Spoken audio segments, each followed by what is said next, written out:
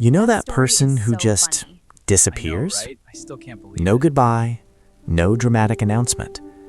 One day they're there, replying, laughing, showing up, and the That next, story is so funny. silence. I know, right?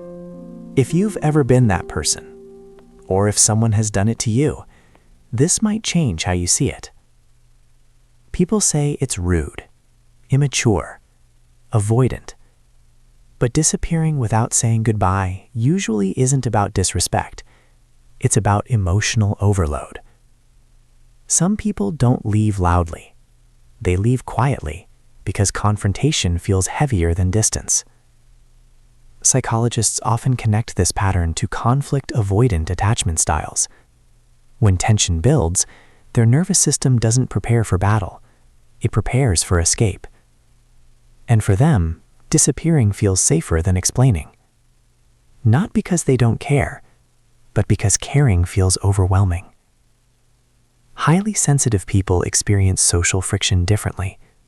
A small shift in tone, a subtle rejection, an awkward pause. What most people brush off in seconds, they replay for days. They analyze it, reconstruct it, rewrite it in their heads at 2 a.m. So instead of arguing, instead of defending themselves, instead of risking more emotional discomfort, they vanish.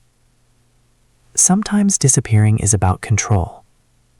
If they don't say goodbye, they don't have to face being misunderstood. They don't have to sit through guilt. They don't have to hear "you're overreacting" or "you're too sensitive." Silence becomes protection, and control feels safer than vulnerability. But not all disappearing is healthy. Sometimes it comes from unresolved trauma, fear of abandonment, depression quietly whispering, "You don't matter enough to stay anyway." And when that's the reason, disappearing isn't peace, it's isolation.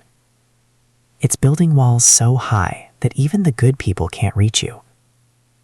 But for others, leaving quietly is clarity. It's realizing, this no longer feels right for me. It's understanding that constant explaining is exhausting. And instead of creating drama, instead of forcing closure, they choose distance.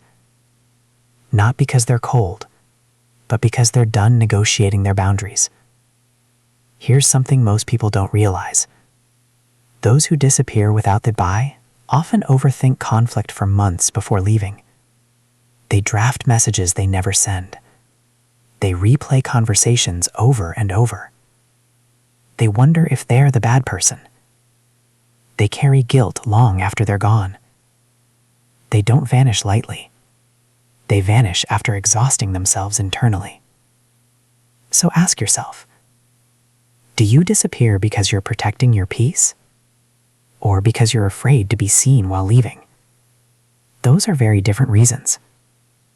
If you've ever quietly exited someone's life, you're not automatically toxic, but you might be someone who struggles with endings. And endings require something most people underestimate: courage. Courage to say, this isn't working. Courage to disappoint someone. Courage to be misunderstood. So tell me honestly, have you ever disappeared without saying goodbye? And if you want to understand the psychology behind patterns you didn't even realize you had, the next video might feel a little too accurate.